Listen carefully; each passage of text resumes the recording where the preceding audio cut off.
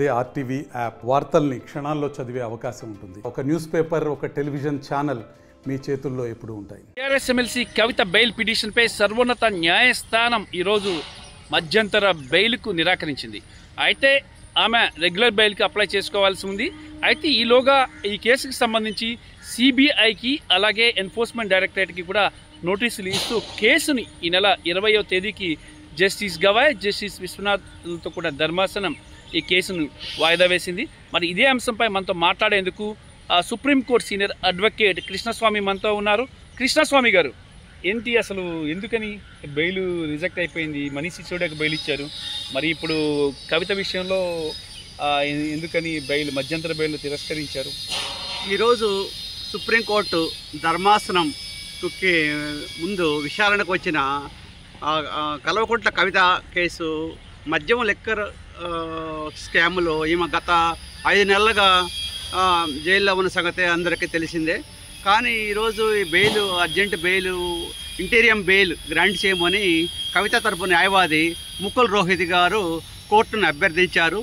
అయితే ED, CBI వాదనలు వినకుండా ఇంటీరియం బెయిల్ గ్రాంట్ చేయలేము, వాళ్ళకి నోటీసులు ఇష్యూ చేస్తున్నాము, వాళ్ళు వాదనలు విన్న తర్వాత పూర్వాపరాలు ఆలోచించి ఒక నిర్ణయం తీసుకుంటాము, ఖచ్చితంగా ఈ కేసుని ఈ నెల 20వ తేదీన వింటామని జస్టిస్ బిఆర్ గవాయ్ గారు, కేవి విశ్వనాథన్ గారు హామీ ఇచ్చారు.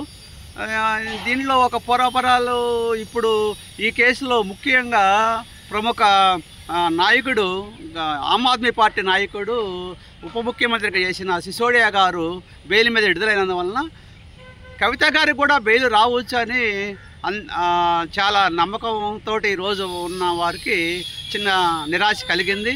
కానీ సిబిఐ, ఈడీలకి నోటీసులు జారీ చేసినందున వారు ఖచ్చితంగా వారి వాదనలను నెక్స్ట్ ఈ నెల 20వ తేదీన వినిపించడం జరుగుతుంది. ఆ రోజు పూర్వాపరాలను ఆలోచించి సుదీర్ఘకాలంగా జైల్లో ఉన్న కవిత గారికి బెయిల్ ఊరట కలిగేదానికి ఎక్కువ అవకాశం ఉన్నట్టు కనిపిస్తుంది.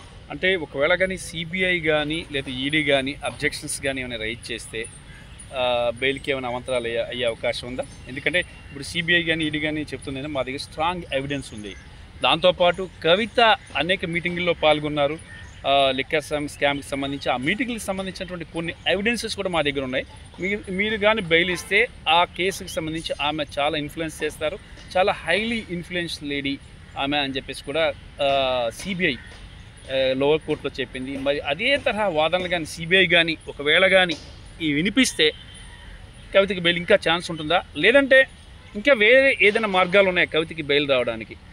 ముఖ్యంగా ఈ కల్వకుంట్ల కవిత గారు సుదీర్ఘంగా 5 నెలల నుంచి జైల్లో ఉన్నారు. వాళ్ళు సిబిఐ, ఈడీ వాళ్ళ సాక్షులు సుమారు 450 మందిని విచారించాము అని చెబుతున్నారు. కనుక విచారణ పూర్తయింది, 450 మంది సాక్షులను విచారించారు. అటువంటప్పుడు ఈ ముద్దాయిని జైల్లో పెట్టాల్సిన అవసరం ఏంది, ఎంతకాలం జైల్లో పెడతారు ఈ విధంగా అని సిసోడియా కేసులో కూడా న్యాయమూర్తులు బిఆర్ గవాయ్ గారు ఒక అసహనం వ్యక్తం చేశారు. ఏంటంటే మీరు సాక్ష్యాలు ఉంటాయి, ఆ సాక్షులను విచారిస్తారు, విచారించిన తర్వాత నేరం నిరూపణ అయినప్పుడు అప్పుడు శిక్షిస్తారు, మీరేంటి విచారణ పేరుతో ఎంతకాలం సుదీర్ఘకాలం జీవితకాలం జైల్లో పెడతారా? మానవ హక్కులు ఏమైనాయి, ప్రజాస్వామ్యం ఏమవుతుంది, రాజ్యాంగ హక్కులు ఏమైపోతున్నాయి? ప్రస్తుతం బెయిల్ అనేది రిలీఫ్, అంతేగాని శిక్ష అనేది శాశ్వతం. కనుక మీరు బెయిల్నే శాశ్వత కాలం శిక్షగా మీరు ప్రకటించడానికి వీల్లేదు, మీరు రిలీఫ్ ఇవ్వాలి అన్నట్టుగా ఈడీ, సిబిఐ మీద ఒకంత అసహనం వ్యక్తం చేశారు. కనుక అదే కోర్టులో ఈ కేసు విచారణకు రావటము, బిఆర్ గవాయ్ గారి నేతృత్వంలో ఈ బెంచ్ మీదకి రావటం కొంత ఆశాజనకంగా ఉంది. కవిత గారికి బెయిల్ వచ్చే అవకాశాలు ఎక్కువ ఉన్నాయి. ఒకవేళ నేర నిర్ధారణ జరిగినప్పుడు అప్పుడు ఎలాగా శిక్షించే అవకాశం ఉంటుంది. కనుక ఒక మహిళని సుదీర్ఘకాలము ఇలాగా జైల్లో పెట్టడం ఎంతవరకు సబమని కొన్ని ప్రజా సంఘాలు కూడా ప్రశ్నిస్తున్న ఈ సందర్భంగా కల్వకుంట్ల కవిత గారికి బెయిల్ వచ్చే అవకాశాలు ఎక్కువగా ఉన్నాయని నా నమ్మకం. అంటే సార్ ఇప్పుడు గతంలో అనేక రీజన్స్ చెప్పారు, ఆ రీజన్స్ మీద కూడా బెయిల్ రాలేదు.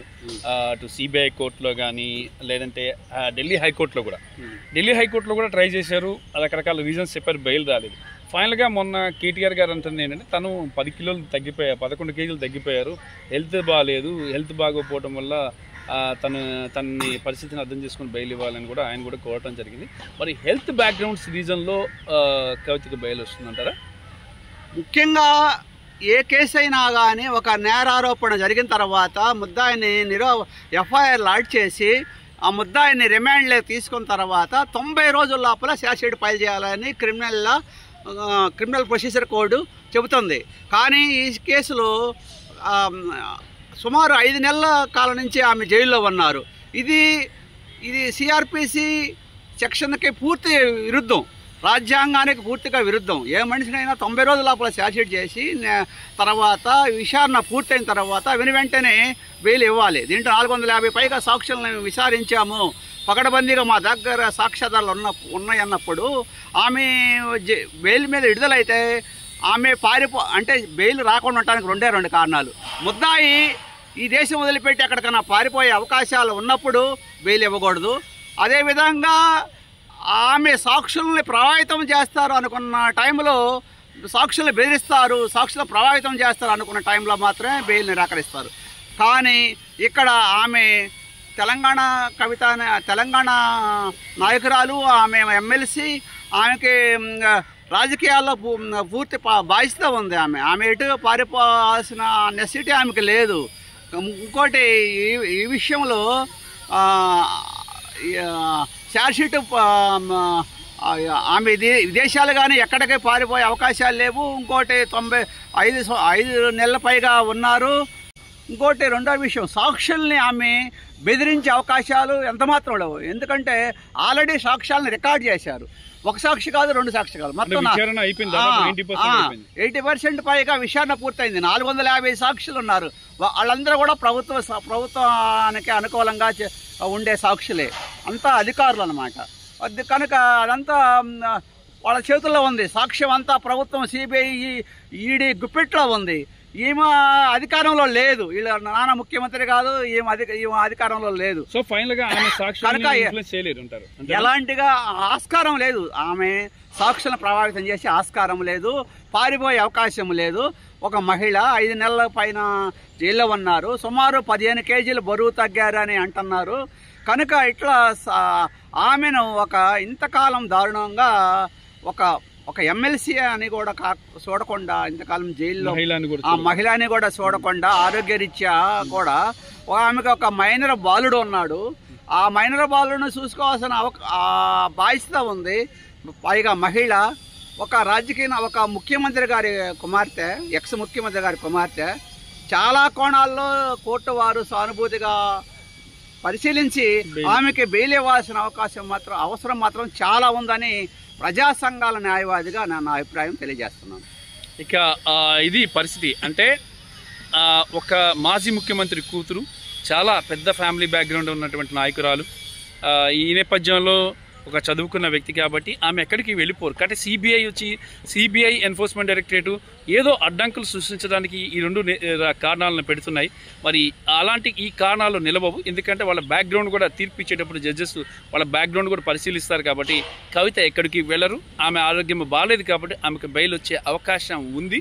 ఆమె మహిళ, ఆమెకి ఇప్పటికే దాదాపుగా సిఆర్పిసిని ఉల్లంఘిస్తూ మరి 5 నెలల పాటు జైల్లో పెట్టారు. కాబట్టి ఇక ఆమెకు బెయిల్ రావటం ఖాయం అని చెప్పేసి కూడా మన కృష్ణస్వామి సుప్రీంకోర్టు అడ్వకేట్ కృష్ణస్వామి చెప్తున్నారు. ముఖ్యంగా ఈ కేసులో ప్రధాన ముద్దాయిని నెంబర్ 2 ముద్దాయిగా ఉన్న ఉప ముఖ్యమంత్రి, ఆమ్ ఆద్మీ పార్టీలో ఉప ముఖ్యమంత్రిగా ఉన్న సిసోడియా గారు కేసులో బెంచ్ మీదకి విచారణకు వచ్చినప్పుడు బిఆర్ గవాయ్ గారు దీంట్లో కేసు అంతా కూడా చాలా తప్పులు తడగ్గా ఉంది, దీంట్లో ఏమి కరెక్ట్ సరైన శిక్షించదగ్గ రుజువులు ఏమీ కనపట్లేదు, అంతా ప్రభుత్వ సాక్షులే ఉన్నారు, ఇదంతా అనవసరంగా కేసులో సిసోడియా గారిని 17 నెలల పైగా జైల్లో పెట్టారు, ఇదంతా రాజ్యాంగ వ్యతిరేకము. సిబిఐ ఈడీ తెలుసుకుంటే ఎవరినైనా కానీ అక్రమంగా జైల్లో పెడతారా? ప్రభుత్వానికి డూడు బస్వన్ లాగా ప్రభుత్వం ఏది చెబితే చేస్తారా? ఇది అన్యాయం కాదని ఒకంతా కోర్టు వారు సిబిఐ ఈడీ మీద అసహనం వ్యక్తం చేశారు. కనుక అదే కేసులో ఈమె ముద్దాయిగా చాలా చిన్న పాత్ర ఉంది. ఈమెది మెయిన్ పాత్రధారులైన సిసోడియా గారికి బెయిల్ ఇచ్చినప్పుడు ఈయనకి బెయిల్ ఇవ్వటం రాజ్యాంగంలో హక్కుల్లో చాలా అవకాశం ఉంది ఆయనకి. అట్లా సిఆర్పిసిలో చూసుకున్నా కానీ పెద్ద ముద్దాయిలకి బెయిల్ ఇచ్చినప్పుడు చిన్న ముద్దాయిలకి ఆటోమేటిక్గా బెయిల్ ఇస్తారు.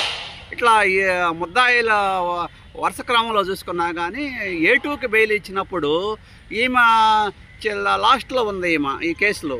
కనుక సాక్ష్యాధారాలు కూడా ఈ కవిత గారికి మీద వ్యతిరేకంగా ఏం లేదు. వాళ్ళ ఎజంప్షన్ ఈమె ఎప్పుడు లోపల బెయిల్ వస్తుందంటారు? ఎప్పుడు లోపల బెయిల్ వచ్చే అవకాశం ఉందంటారు? ఖచ్చితంగా ఖచ్చితంగా ఆగస్టు 20న వాయిదా వేశారు కేసుని. మరి ఆగస్టు 20న రోజున విచారణ ఉంటుంది. అదే రోజు బెయిల్ ఇచ్చే అవకాశం ఉందా? లేదంటే ఇక మళ్ళీ ఇంకా రిజర్వ్ చేయడము, లేదంటే ఇంకా టైం తీసుకొని ఇచ్చే అవకాశం ఉందా? సుప్రీంకోర్టులో ఎప్పుడైనా కానీ వాళ్ళు కానీ ఈ కేసులో న్యాయం ఉంది, బెయిల్ ఇవ్వదగిన కేసు అనుకున్నప్పుడు వాళ్ళు స్పీకింగ్ ఆర్డర్ అప్పటికప్పుడు బెంచ్ మీద ఇవ్వచ్చు. కానీ దీంట్లో ఎక్కువ ఆలోచించి ఒక జడ్జిమెంట్ ఇవ్వాలనుకున్నా మాత్రం వాళ్ళు ఆర్డర్ని జడ్జిమెంట్ని రిజర్వ్ చేసుకుంటారు. కానీ ఈ కేసులో బెయిల్ విషయంలో వాళ్ళకి దీంట్లో ఇవ్వచ్చు అనే ఒక వాళ్ళకి సానుకూల వైఖరి ఇప్పటికే ఉన్నందువలన కల్వకుంట్ల కవిత గారి రిలీజ్ అయ్యే అవకాశాలు ఎక్కువగా ఉంది అనేది అందరితో పాటు నా అభిప్రాయం కూడా. ఇక అది పరిస్థితి. ఇక అతి త్వరలో కల్వకుంట్ల కవిత ఎమ్మెల్సీ ఆమె జైలు నుంచి విడుదల కాబోతున్నారు. రామకృష్ణ, RTV, న్యూఢిల్లీ. మరిన్ని వీడియోస్ కోసం ఛానల్ ని సబ్స్క్రైబ్ చేయండి. లేటెస్ట్ అప్డేట్స్ కోసం వాట్సాప్ ఛానల్ ని ఫాలో చేయండి. అండ్ లింక్ డిస్క్రిప్షన్ లో ఉంది.